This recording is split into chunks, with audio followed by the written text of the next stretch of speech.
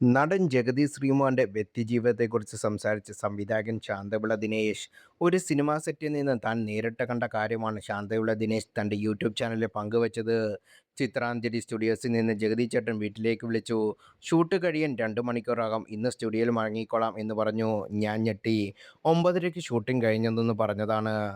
9:30 കഴിയുന്നതിന് മുമ്പേ ഷൂട്ടിംഗ് തീർന്നു. സംവിധായകനും ഞാനും ജഗതിയും പ്രൊഡക്ഷൻ മാനേജറും കാറിൽ കയറി. കാർ കരിമംഗം വഴി വിടാൻ ഡ്രൈവറോട് ജഗതി പറഞ്ഞു. വണ്ടി ഇടഗ്രാമത്തിലേക്ക് എത്താൻ പോകുകയാണ്. ഇടഗ്രാമത്തിൽ നിന്ന് വലത്തോട്ട് തിരിയണ ജഗതി ചേട്ടൻ. അരിക്കത്ത് കോവിൽ റോഡിലേക്ക്. പാതിരാത്രി ഇങ്ങേരെന്തിന് അരിക്കത്തെ കോവിലിൽ പോകുന്നു എന്ന് ചോദിച്ചാൽ എനിക്ക് തോന്നി. പക്ഷെ ഞാനൊന്നും ചോദിച്ചില്ല. മനസ്സിൽ ഒതുക്കി. കരുമാം സ്കൂളിൽ അടുത്തെത്തിയപ്പോൾ കരുമാം മോഹൻ്റെ വീടാണെന്ന് ജഗതി ചേട്ടനോട് ഞാൻ പറഞ്ഞു. അവിടെ അവിടെയാണ് എനിക്ക് പോകേണ്ടതെന്ന് ജഗതി ചേട്ടൻ. ഡ്രൈവർ അനിയ അവിടെ പോയി തിരിച്ചു കൊണ്ടുവാ എന്നും ജഗതി ചേട്ടൻ പറഞ്ഞു.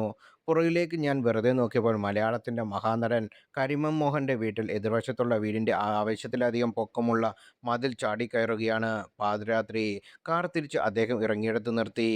വേതാളം ഇരിക്കുന്നത് പോലെ സുസ്മേരവദനായി കുടുംബവക പോലെ ജഗതിച്ചേട്ടൻ ആ വീടിൻ്റെ മുന്നിൽ ഇരിക്കുന്നു. കണ്ടവൻ്റെ വീടിൻ്റെ മതിൽ പാതിരാത്രി കയറിയിരിക്കാൻ ഇങ്ങേർക്ക് വല്ല അസുഖമുണ്ടോ എന്ന് ഞാൻ ആലോചിച്ചു.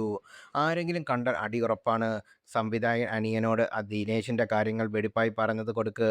രാവിലെ ഞാൻ ഇവിടെ നിന്ന് പൊയ്ക്കോളാം എന്ന് പറഞ്ഞ് ജഗതിച്ചേട്ടൻ കാലെടുത്ത് അപ്പുറത്തെ മതിലേക്ക് ഒറ്റച്ചാട്ടം. എനിക്കപ്പോൾ ഒന്നും മനസ്സിലായില്ല. ശ്രീകല എന്ന നടിയെ അറിയാമോ? കാവടിയാത്തട്ടിലെ സംവിധായകൻ എന്നോട് ചോദിച്ചു. അവരുടെ വീടാണിത്. അവർക്ക് ജഗതി വാങ്ങിക്കൊടുത്ത വീട്. അവരിപ്പോൾ ജഗതിയുടെ രണ്ടാം ഭാര്യയാണെന്ന് പറഞ്ഞു. അപ്പോഴാണ് തനിക്ക് കാര്യങ്ങൾ മനസ്സിലായതെന്ന് ശാന്തവിള ദിനേശ് പറയുന്നു.